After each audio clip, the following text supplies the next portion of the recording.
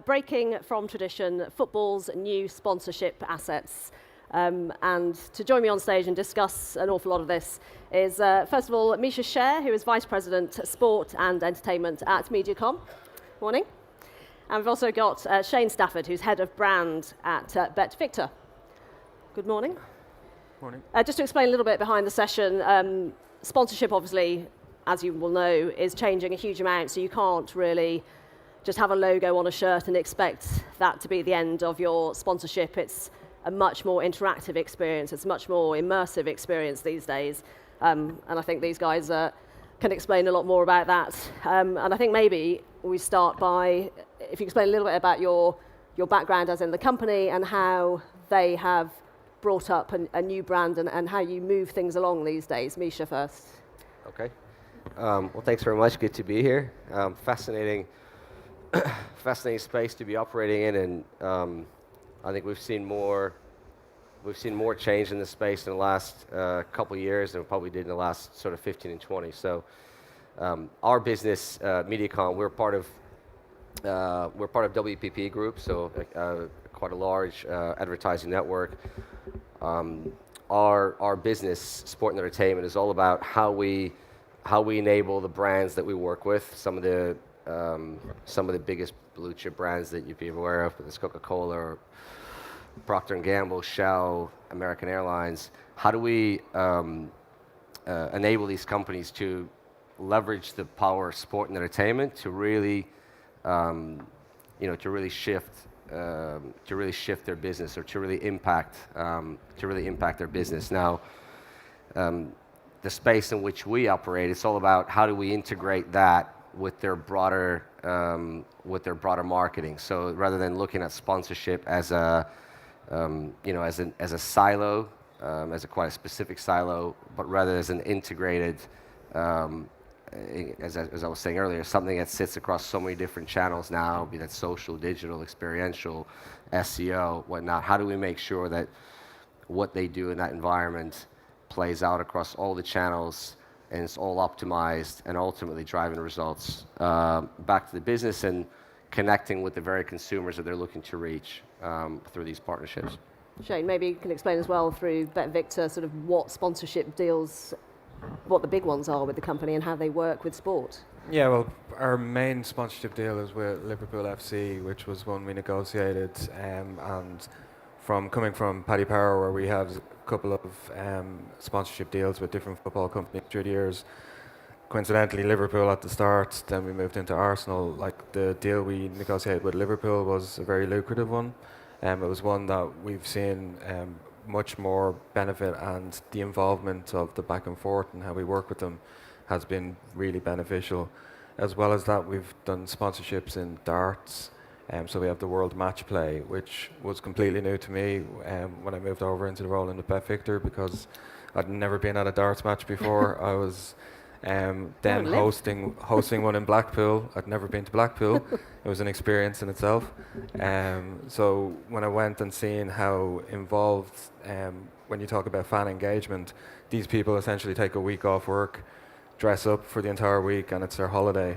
And you can't get better engagement than that. So it was an eye-opener for me. But bringing it back to football, it's from working with different clubs through the years, the Liverpool deal has now opened up, as Misha has said, going into social, and how we use it in social is the key factor for us for engagement. For me, it's two-prong. It's obviously we've a training kit sponsor, so we are the brand on the training kit. But with that comes, in any kind of sponsorship deal, it's like, oh, it's a company here just to throw its brand on something. It's to try and get that engagement with loyal fans and say, we're more than just a company that's trying to get our brand out there. We want to engage with the fans.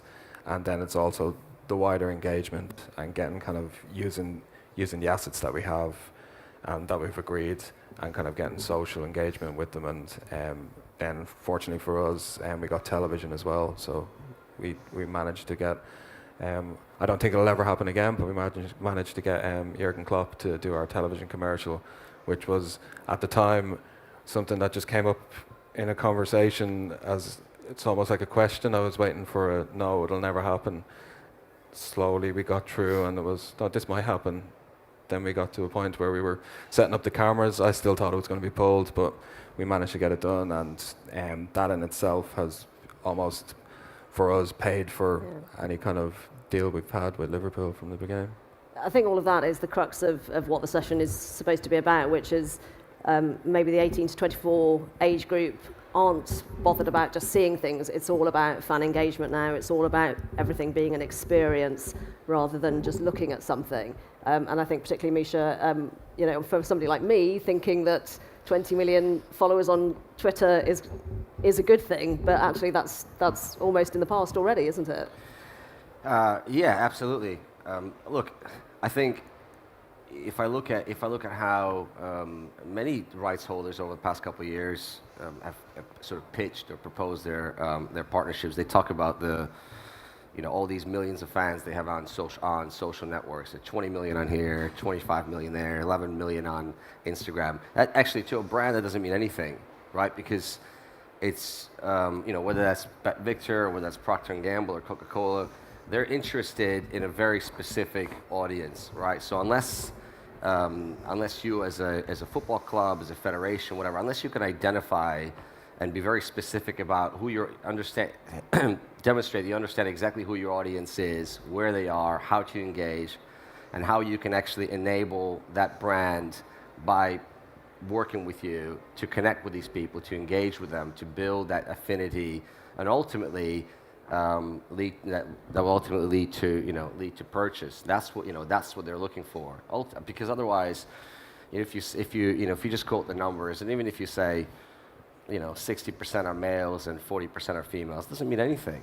I mean, it's not, it's a bit irrelevant because depending on the company, they might be looking at a very specific segment. For example, how much of that audience is 18 to 24-year-olds, right? How much time do they spend on this particular platform? What is their engagement level? Because you might have, out of that, you might have a tiny fraction because I've seen some studies recently saying that since 2010, something like there's been a 42% decrease in the amount of, in the number of 18 to 24-year-olds watching linear TV. Yet, in most of the sponsorship proposals you see today, that sort of linear TV type exposure is what's the biggest sort of selling point. So I think that's where the disconnect is, from my point of view. Shane, in terms of trying to get to the product, getting to sell a product, what do you do now to change how people are getting to that point? Well, one, you have to open it up to, as Misha said, that you've got, for Liverpool, the reach is huge, but then you're bringing it down into a smaller niche market of 18 to 45-year-olds. Then you're even bringing it into a smaller market of 18 to 45-year-olds that actually bet. Bring that down to there and then trying to communicate with them at a point in time where, as I said, like more people are streaming online, watching matches, less people are engaging or watching it on television. So we have to kind of find that pinch point through social. So when we do anything like an engagement piece or we show an ad, we have to kind of target that pool again and then retarget using that reach, and then kind of go down into narrowing it down into their age, their if they're ABC1, and start pushing other activity at them. So we don't have huge budgets. So with Facebook changing their algorithms, and it used to be a case of you could do a blanket campaign for a month, and your segments. Now it's a case, if you do that, you're not going to get the reach you want or the specific target reach you want. So now it's a case of you nearly have to top load it. So you one day push, make sure you saturate your potential market, and then the other days you just do increments of it, and you try it through different parts of the day as well. And slowly you'll get better return on investment doing it that way. But it's really getting those pools that you can almost, I'm not saying fish and reference, but target them again and keep on bringing them back. You might not engage with them in the first instance, but if you keep on showing them repeat content that they've engaged with, eventually you'll have a customer. So. I know we're specifically talking about football today, but maybe both of you have examples of companies or other sports that have used content in that way to get the fan engagement and have done it very well? Well, one of the examples we spoke about earlier that I really like is what Wimbledon have done with IBM. So this is to me it's a perfect example of a rights holder brand really sort of getting with the times, understanding sort of what's happening with the fans, what's happening with consumption. And basically, what they've done is they've developed an entire sort of second screen experience for fans, realizing that, hey, Wimbledon's is one of the preeminent sporting events in the world. It shouldn't just be now with the evolution of technology and the way that people can access some of this content. There'd be millions of people in Asia and South America and New Zealand who want to follow, who don't just want to follow the games, but want to be able to participate and want to be, want to get that much closer to the, rather than being a spectator, getting that much closer to the, to the games, to the players, to the competitions that they follow, and try to bridge that gap so that someone who's watching or following the match in Thailand doesn't feel that necessarily that far removed from someone who is in, Southwest London. And at the same time, you have IBM who, if they just had a logo saying IBM, to most people in the audience doesn't really mean anything, right? Because you don't really, okay, IBM, I guess I kind of know IBM and I think they make computers and that's that. But actually they're, by developing something like that, that really takes into account how people are, how they're basically using their technology and their access to data to open up access to engage with people. I think there was like 60 or 70 million people at some points, watching at any given time. I mean, that's incredible. And meanwhile, IBM is telling the story about what they actually do, which is being able to process this incredible amount of data and be able to give it to you in a way that you can easily understand, right? Rather than try to explain algorithms and so on. There you are as a fan. You have Novak Djokovic playing against Nadal, whatever. And you can see the historical sort of, the history of these guys playing against each other and when this guy serves, how this happens. And again, it's just sort of, it makes you recognize the fact that people are increasingly fans. That's not just tennis fans. Any fans want to be closer to the teams and the events that they follow. So, as a brand or as a rights holder, if you can enable that interaction, if you can bring the fans closer by working with your partners, for me, that's just it's a perfect example in the current environment of what happens. Not the only one at all, but a really one worth mentioning. If you can think of some others, maybe. I'm actually going to continue with IBM, and for a different reason, for in stadiums and how they've actually introduced in a number of stadiums the Internet of Things. So they've actually integrated where they have apps that when you go in, it talks to you, not talks to you, but they talk to each other. So it's essentially, if you wanted to go and get a drink through the match, you can actually check when the queue is less busy. The same for the one that I benefit from more is the toilet queues, and it's a case of when's the most optimum time to use them. But it's actually given a benefit to the fan, to the customer. That's showing things and integrating into it. So without actually saying this is IBM, it's stating this is IBM, this is the technology that gets you into it. So other brands and other companies that work in the tech sector, I think there's a lot to learn from them. One of the things about being female, probably similarly in this room, you never need to worry about the toilets at sports events, always. If we maybe take it to the younger level of 18 to 24-year-olds, a word that's used a lot is influencers. The groups of people are YouTubers. I presume most people sort of understand how that works, but maybe it would be worth having a bit of insight from both of you on that younger group and what they do and how you get that interaction from them to have a knock-on effect to what you want to build for a brand. Well, for us, we did for the Euros, we did a big promotion, the £1 Million Goal, which we took a step away from our competitors, where our competitors would offer, money back if your team draws, money back if they hit the post, money back if things, or we'll give you 20 quid if Rooney scores. He won't be scoring anytime soon now for international.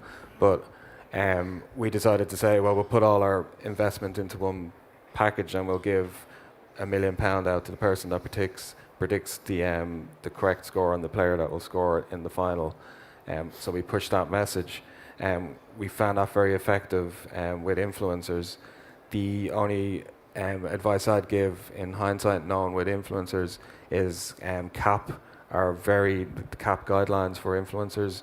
They're starting to get very rigid on the restrictions that you have to make sure that you're mentioning it's a promotion, and it's something that I see a lot of people coming in marketing, and they're throwing a lot of money into influencers, and it's a grey area at the moment where people are going to get caught out soon because they're going to start bringing in those restrictions that it has to be. It's almost like this is an advertisement. But we worked with Ball Street, and the work we did with Ball Street was very effective, to a point where when the semi-finals happened and we were coming to the final, the amount of engagement we got, we were trending on Twitter. I know that's not the be-all and end-all, but it was something that really got it out there. We were really fortunate that there was one winner of the £1 million goal. It could have worked out that there would be 20, there could have been 200 winners of it, but we were really fortunate that there was one. So then we had that almost tidal wave effect of, then we could push that in PR as well, and with influencers that kind of generated more traffic for us. So we actually seen at the start, so from June, when we started in May, it was like a slow build-up. When it got to the final, it was up here. We seen it drop down, but then from the PR and all, we seen another wave that brought us into August and September, which was really good for us. Is there a danger there that you sometimes can't control the influencers, though, from what you're saying? Is that where the restrictions have to come in? Well, it's just making it apparent that they're advertising something for you. But you can't control their message as well, can you? No, what they're you putting can't. out about your brand. Yeah, and there's that fact as well, but it's more like when they're engaging in content on, most of the stuff they were talking about was, who do you think would be the goal scorer, famous goals. So the whole message of that campaign was, instead of talking about the matches, we were talking about the goals. So we kind of looked strategically at it, like the traffic on searches after a goal was scored is actually bigger than the traffic of people looking at results at the end. So the conversation is about the goals. So instead of investing a huge budget and just talking about the match, we talked about the goals, which was effective for us. And with influencers, it was more effective because that conversation continued well after the match. Is that the way forward that you see as well, Misha? Yeah. Look, it's an interesting space to follow because, as Shane says, it's a bit tricky when initially the whole appeal about influencers is the fact that it's quite authentic, right? You have these people who didn't get into the space to be necessarily an influencer, or to be able to necessarily monetize the audience that they've got, right? So the reason people follow them and engage with them is because they feel like there's that real level of kind of being real or authentic. Where that, once someone becomes quite big and every other day they're doing a campaign or they're doing something for a brand, I think that becomes difficult. But that said, saying that, I've just in the 5 years that I've been in our business, this wasn't even a conversation, 3 years ago, probably 3-4 years ago, it wasn't a conversation. Now we have entire teams within we have a social team, but we have an entire sort of influencer marketing team because I would say 75% of the brands that we work with use influencers in some shape or form. And again, it's because when we talk about now everything has to be quite personalized for these companies. It's not about mass reach. While it's important, there's an element of just driving kind of broader awareness. But ultimately, what people want is to engage with a very specific segment of people, and that's what influencers allow you to do. And influencers tend to have a much higher engagement level with their audience than some of the well-known athletes that we know of, right? They can have tens of millions of followers, but relatively low level of engagement. Whereas some of these influencers might have, I don't know, let's say a million or 500,000 followers, but they are, 80% engagement or something like that, and that's, that's important, and it's quite a cost-effective way, oftentimes to kind of activate and engage with different segments of the audience. Yeah. Shane, in terms of controlling the message, as I was talking about, if you're using YouTubers who are reviewing things, I suppose on the brand side, there's another side to it, which is you can't always control what the review is or what the YouTubers are going to say, which is another very large section of sponsorship and branding these days. You can't control everything, and as like on my side, coming from a disruptor brand, sometimes it's better not to control everything. Like sometimes backlash and media backlash is a good thing. Like the old saying, like no news is bad news. It's you keep on getting. All publicity is good publicity. Yeah, you can apologize. Sometimes apologize and brings that up. Oh, you didn't apologize correctly. Thankfully, it's never happened to us as a brand as of yet. But it's gotten to points where there could be discussion levels, particularly in Liverpool. There was a great example of I think it was the Liverpool Echo had said that we were affiliated with Sunbet or Sun, the Sun newspaper, which is a no-go area when you're working with a brand like Liverpool. And we weren't. Subsequently, this went out and it went crazy for a while. We had to work with Liverpool FC to get that message controlled. And through it, we got better sentiment that we kind of reacted to it. It was a horrible 2 days, in fairness, of back and forth emails, making statements, talking to legal. But in the end, we controlled the message. And then we retargeted these people with engagement pieces after it. So it was a positive for us that happened from a negative. So. In terms of the personalization and that individual element, which is particularly, I think, what the younger audience seem to want at the moment, how can brands push towards that direction these days? What are the ways of activating that kind of engagement? Well, there's the beauty you have these days. I don't want to just throw words out there, but you've got so much data, you've got so much insight these days. We're quite fortunate in our business to have access to a lot of that. So whether that's purchasing behavior, whether that's what kind of content people watch and where and how and what they share and things like that. I mean, that's the beauty, is that all of that is readily, well, I would say readily, but it's available. And if you wanted to get your hands on it, you could. And all the brands that we work with are asking those questions, are looking at every sort of bit of insight to understand exactly how to deliver the right message at the right time to the right audience on the right platform, and things like that. So it's again, I guess it's how you sort of taking the guesswork out and using all the using all of that insight that's available to the brand. And I would put that on, extend that out to the rights holders. That's where the challenge to the rights holder, a lot of, again, if they're clubs in the rooms or federations or leagues, the onus on you is to demonstrate that you understand your audience to the same level that your brand would expect you to understand your audience. So to say that we've got, hey, we have, we're very strong with 18 to 24-year-olds. We put out. And we know that because we put out this sort of content, and we have, I don't know, 25, 30, 40% engagement, and actually these people share this content, they like it, and so, being able to demonstrate that as a rights holder is what's going to differentiate you, and put you in position to actually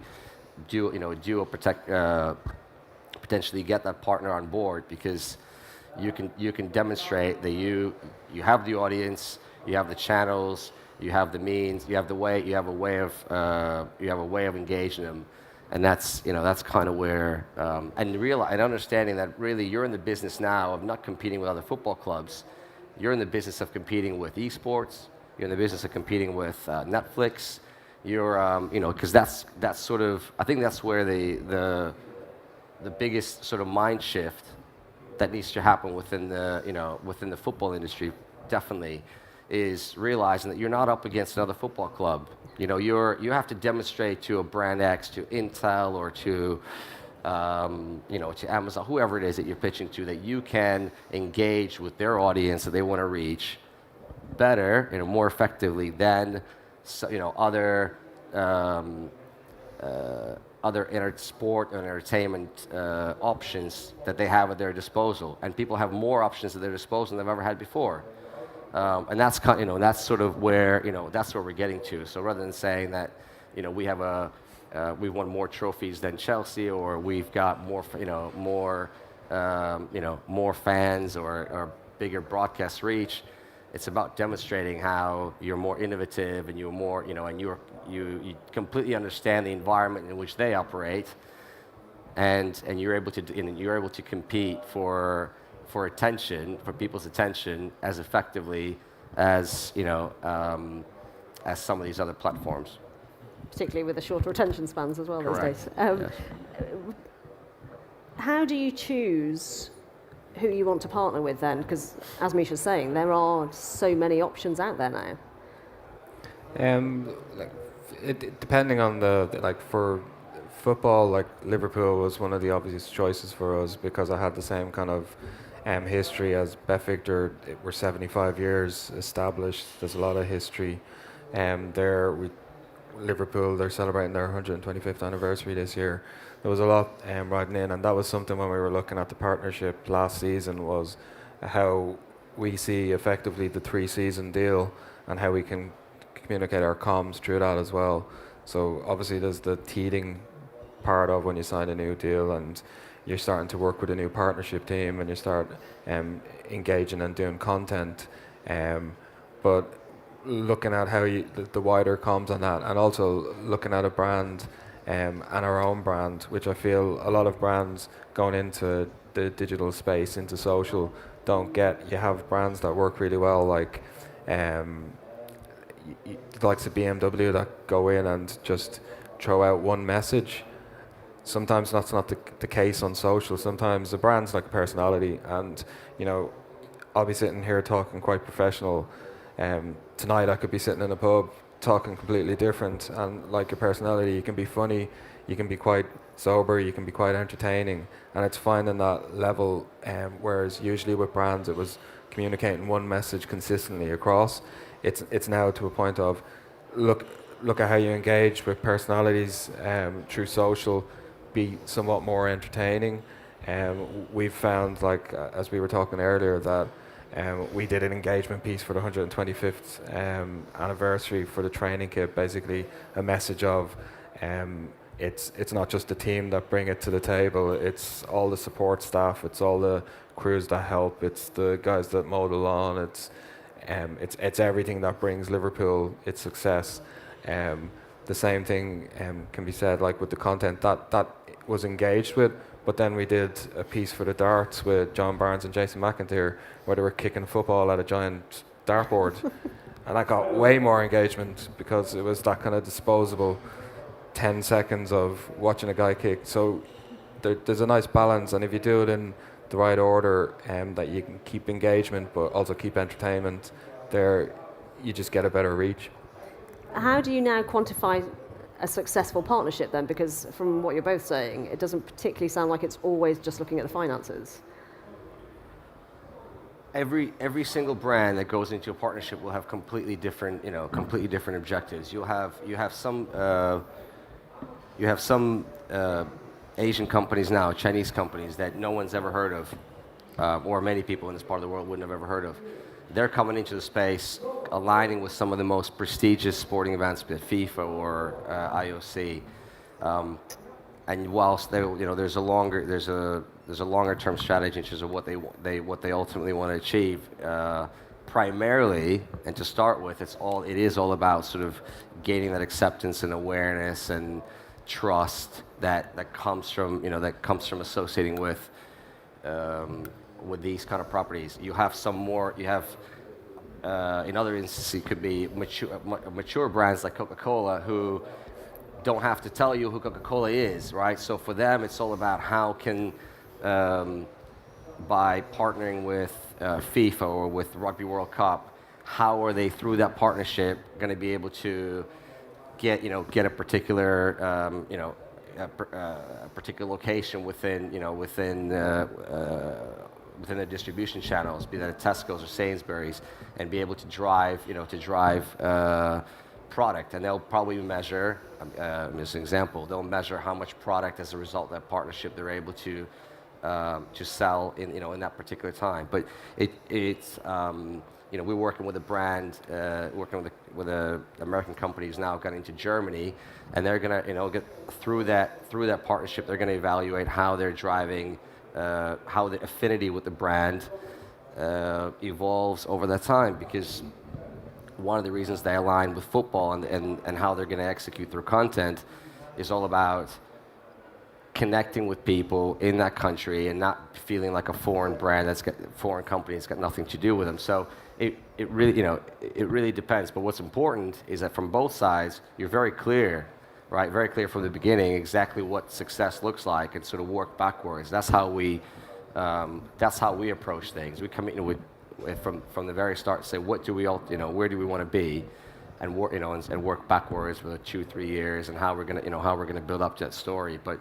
you want to be very clear about what success looks like, and that you have very specific strategies. That could be how with this particular company, Indeed, how are they going to engage in the Frankfurt area with some of the biggest businesses, and they'll be able to clearly demonstrate how much new business they've been able to generate as a result of that. How they drive affinity is going to be something else, and they're going to use different channels to measure it. What's the engagement? There isn't one matrix, and I think anyone in the room who's been in the space will realize there isn't one answer. It'll depend on a specific brand and a specific time on their journey where they are, maturity, I guess. Can you calculate the kind of return? It sounds like you can't really calculate the kind of return that you're expecting to get, and when you're first making that deal with a company. No, so you'd go in as a company and say, so we deal in first-time depositors. So they made just a pie-in-the-sky estimate of this is the amount of first-time depositors we want over this 3-season deal. When we started the deal, to give just as an example, so our first-time depositors, so we had a deal with Chelsea before this. Now it's only a betting partner, but the amount of FTDs that we had for the year with Chelsea, we secured in the first 2 weeks with Liverpool, with our comms and our promotions. So with that, we've actively seen, we've done basically a free, from the £1 million goal, we went into the golden goal, which is a weekly prediction thing that you can do for free. We used Jurgen Klopp to advertise that on television to great effect. So we've seen the benefit of this, to a point of from Tier A games where we would be doing the golden goal, so we stuck to every Sunday. We've seen higher reach and higher searches for our brand on those days than we actually see on the it would be United Arsenal game. So it was really effective for us, but it's much like television. It's you can only get figures back on estimated reach. Trying to get an accurate, this brought in this many people through organic direct. It's your brand is out there. It's triggered. It stays in the top of the mind of people for some time. It might be through PPC that when they're searching for something, they see one of our ads up, that they end up engaging with us. Then it's just keep the brand front of mind.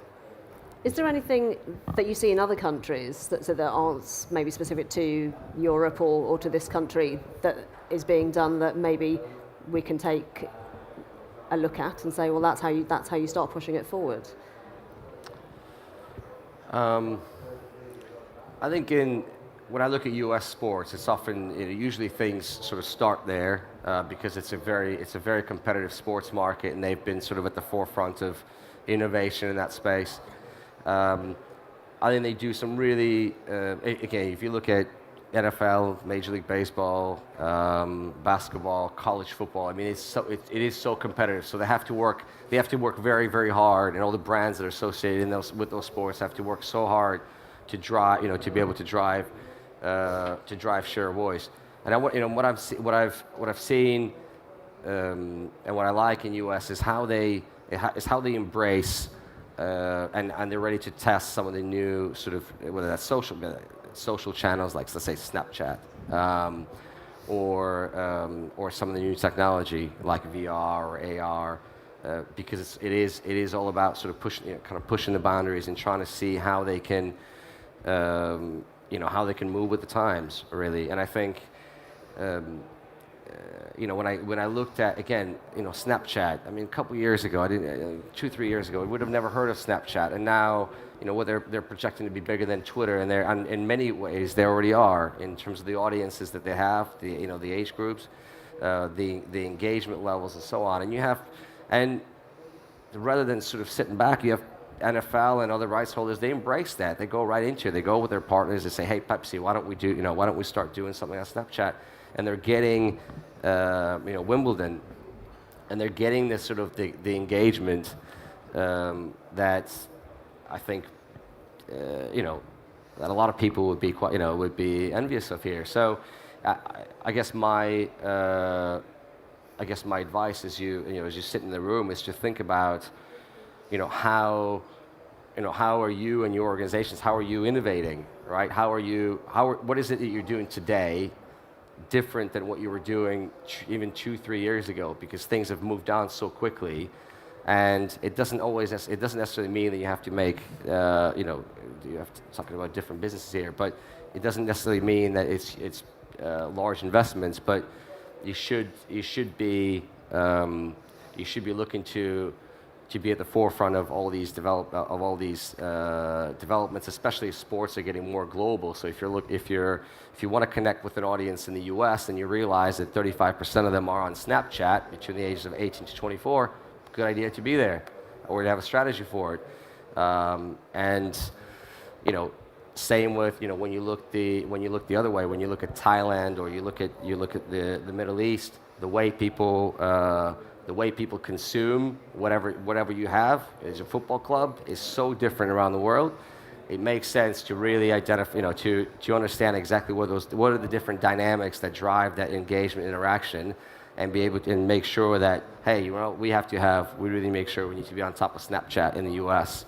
Make sure we're building that fan base. We really need to make sure that we're on Facebook in the Middle East, because it's the most, or YouTube, because it's the most used channel in which people engage with our property.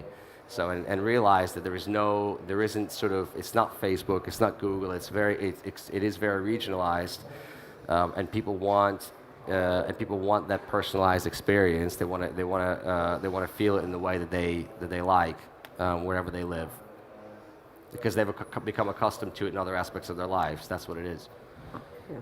What does football have that sponsors want to get involved with? This is about new sponsorship assets. So what are those assets within football, actually, that everyone wants to be involved with? Well, it's the loyal fan base is one. So, like, football is probably one of the most loyal fan bases you can get. It's that anything that club produces, they quickly snap up and engage with. It's that habitual thing that they get up, and they're looking for the weekend match, or now during the week as well. But it's something that they're constantly coming back to. So it's how to piggyback onto that loyalty, and as a brand, kind of communicate that we share the same values as this club, and reach as many people potentially as possible. But it was a good thing that Misha said about strategy. So we say go into Snapchat, Facebook, Twitter. Don't just go into it without a strategy. I've seen lots of brands, people I used to work with that jumped onto Snapchat and hadn't got a clue what they were doing, didn't know how to communicate the same way. They were trying to show films, like, so they start introducing video that's 15 seconds, and they try to tell a story, whereas it's an engagement piece. It's doing a spot of entertainment. So strategy is key in that, and it's how to utilize those assets as well. Like, so with our partnership, we have an allotment of access to players, to managers. It's all good, you negotiate a partnership, but you need to know what you're going to do with that allotment throughout the season, and kind of plan for, right, we'll do interviews with them, because time is precious as well. We'll do stunts with them, we'll use them for this piece, we'll try and cross-pollinate into our other biggest events, our horse racing. So March and April, we try and use footballers and bring them in, and bring their customer base into that as well. But you need to have that strategy in place, or you're after investing in a partnership that essentially, and I've seen a lot of companies do it, they've invested in a partnership and they don't know how to utilize it. So all they're using is the LEDs at the side of the match, and the interview backdrop branding, and maybe a sponsorship thing. So it's a waste. A long way to go by the sounds of things. Yeah, look, I think the biggest thing that football's got going for it is it's live, it's social, and it's global. You know, and there's nothing else really that can compete with it on that, you know, on that scale. You have some, you know, Formula One to some, you know, to some degree, but, you know, not in the same, you know, not the same frequency, and not in the same level as football. So, and it comes down to compelling content. You know, people, it's you know, it's unscripted drama. That's what, you know, that's what it is, and that's what all, you know, anyone who's in this industry and works for rights holder, that's what you've got. You know, that's what your you know, that's what your USP is. Now, if you can articulate, you know, if you can articulate that in the right way, if you can translate into not just saying we're, you know, yeah, we've got heritage, but we can actually, you know, we can deliver that all year round, not just through our broadcast deal with Sky or whatever, but actually we can get your brand behind the scenes. We could tell, you know, we can enable you to tell stories of what goes on at training or in the lead up to the game, and all these things. That's what people want. You know, they crave that connection. They love the game. They want to get closer to the game, and that's, you know, I think that's the, you know, that's ultimately the appeal. You know, it's the emotion. You know, sport gives brand that emotional connection with people that they don't themselves, and, you know, brands themselves don't have that, right? So they're trying to leverage the equity that these institutions have built over many years. There's nothing to replace that. Yeah. Okay, thank you. Yeah, it's very much about thinking differently and making me feel very old with the younger elements of the conversation. Misha, Shane Stafford, thank you very much. That was football's new sponsorship assets. Enjoy the rest of your day at Soccerex. Thank you. Thank you.